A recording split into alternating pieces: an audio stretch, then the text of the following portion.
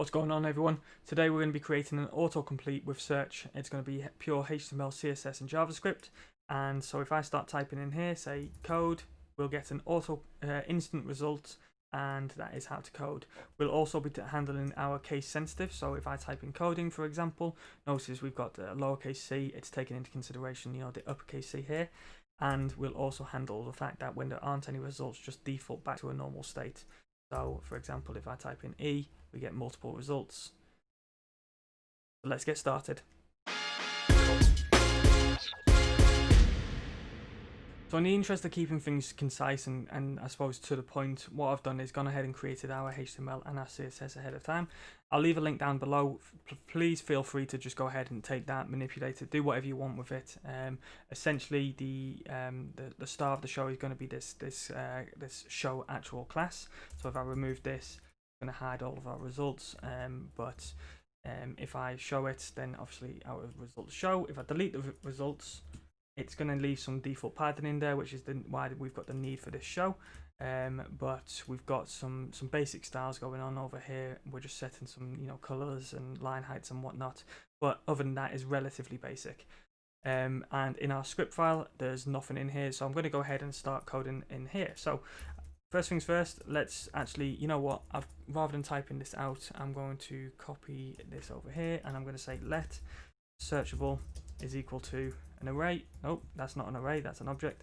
Is equal to an array, and I've got elastic PHP, something about CSS, basically whatever it is that we want to be able to search. Now this could be the result, so searchable here could be the result of an API, for example. And so now I'm going to go ahead and create some variables, and I'm going to say const search input is equal to document dot get element by ID, and I want to get search, and that is because on our index our ID here is search, so we want to grab that.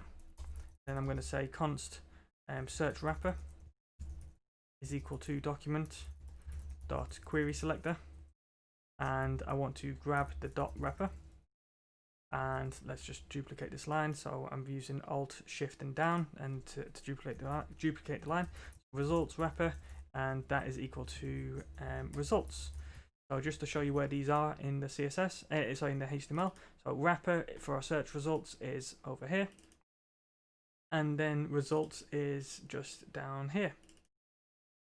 Okay, so this is obviously where we're going to populate our results. This is how we're going to add that show and hide class. It's currently on container. I don't think it really matters where it is. I think that works all just as well. Yeah, it does. Okay, so we've got search wrapper, yeah, and then we've got the search input. So first things first, what we want to do is we want to add an event listener to our search input, because we want to watch when people are typing in here. I'm going to say search input dot add event listener, and I want to, there's plenty of different types of event listeners, events that we can listen for. For example, when someone clicks on this, or someone keys down, focuses, whatever. I want to listen for a key up. When someone presses the keyboard down and then lifts their finger up, that is a key up. So they have typed something into that actual search book field. So in here, what I'm going to do is I'm going to just pass in a callback function, and I'm going to pass in an event. And then within here, I'm going to console.log e.target.value. And then what we'll do is come over here, reload, and we're just going to say test. So what we can see is we've got TE test. So if I type a little bit slower, you get the idea. Great. So with this, what we can do is we can actually filter through our items. So I'm going to say let results is equal to an array, and then I'm going to say let input is equal to search input dot value, because obviously we just we could do e.target the value here, but we've already targeted grabbed it up here, so I can just grab the value from directly when there's a key value. So just to show you that, if I console.log input, we get the same result. Okay, so now what I want to do is I want to check if there's a length. So if there is a length, it means someone's put something in there as opposed to deleting it. So I'm going to say input.length And you know what? Let's just console log that before I do it as well. So I'm going to say input.length, save, and when I start typing, every type I'm getting increase, and then when I remove, it's 0. So 0 is obviously false.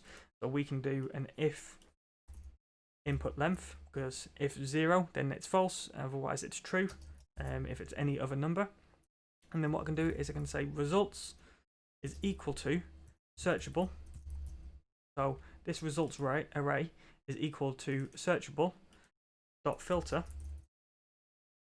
And then what do we want to filter? Well, we want to filter the items. So I'm going to pass each item in here.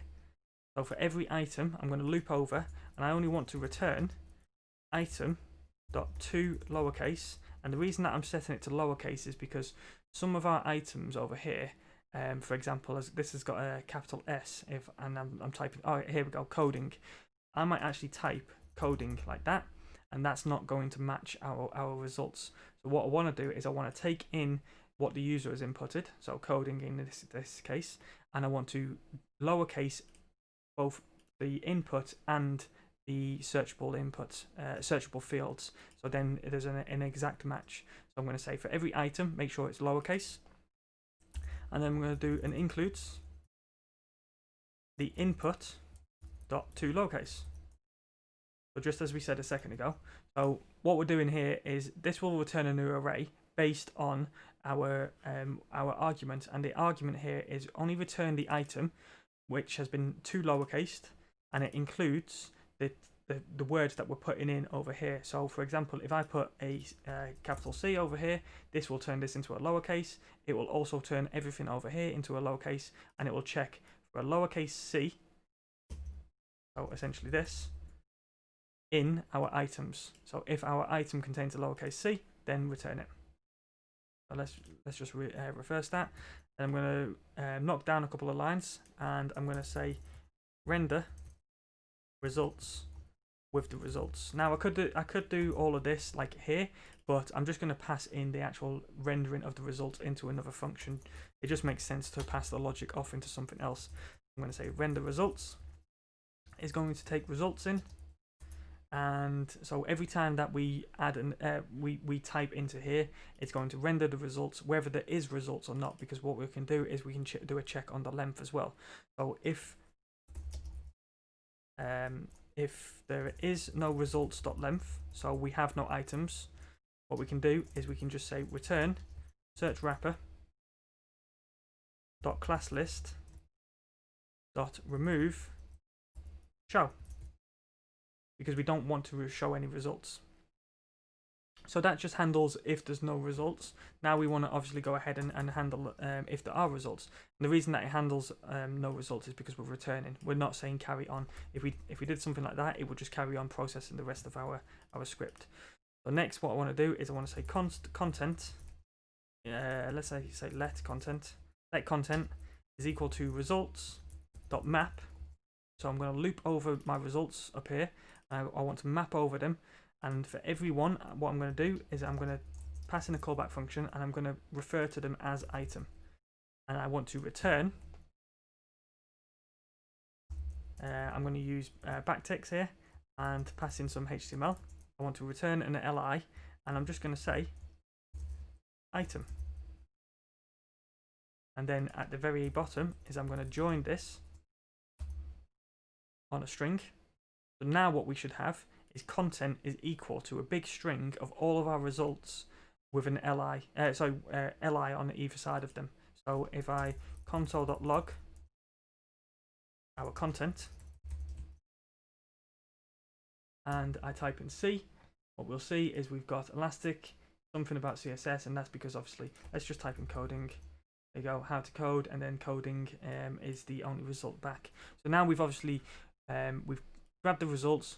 We've checked if there's no length. If there is, if there is obviously a length, which means that we have results, then we are going to move on. We're going to loop over those results and just pass it through a map function, which is then going to add an li, and then it's going to join it so it becomes a string, and then we can console log that, which now we can obviously inject that into our content over here. So next what I'm going to do is I'm going to say search wrapper dot class list dot add. So we want to add that show that we was talking about earlier, because we want the box down here to show. And then I'm going to say results wrapper dot inner HTML is equal to, and because obviously we've not got any ULs, what I'm going to do is just do some backticks. We could probably do this a little bit nicer, but I think you get the idea. Now the inner HTML of the content down here is going to be a UL with all of our LIs, and if I save this, let's just go ahead and delete those, the inner content for load, save, remove show. There we go.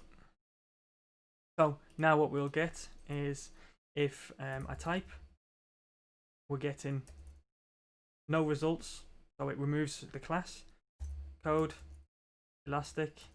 If I type in LE, we're getting all of the results, and we can manipulate this however we want it. So if we wanted to add a link, for example, we can do something here. We can say href and then add in, say, a hashtag, and that would be fine. You know, like done. We're just getting some default styling because we've obviously not highlighted this. Now, obviously up here we're just searching like a single item. If we wanted to search within an item, that's fine. We can do that. We can just search within an object, and let's just say name is something like that. And then what we could just do is we can target the item dot name over here. But we obviously just need to make some slight amends to our file. But essentially, the logic here is fine to search within like a multi-dimensional array of whatever sort. So I hope that makes sense. You know, I think we've blasted through this quite quickly. Essentially, what we're doing, just to recap, is we've got some results that we are able to search. This could come from anywhere.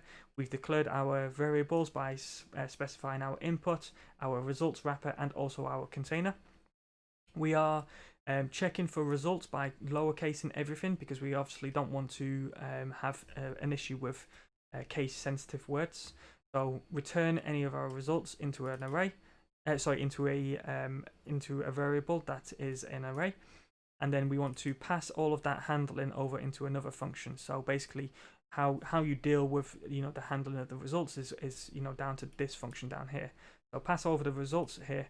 If there aren't any results, obviously remove that show class, because we don't want to show the additional padding or any results. If there are results though, it'll carry on and it will create a variable called content, which is mapping over it. It's just adding an li, and it's just joining everything together as a string. Add the class of show, and then set the inner content to be the content. So now we can start typing code. Brilliant. So look guys, I hope that makes sense. If you do have any questions, as always, please feel free to leave a comment down below, and I'll try and get back to everyone as quickly as possible. Until next time, take it easy.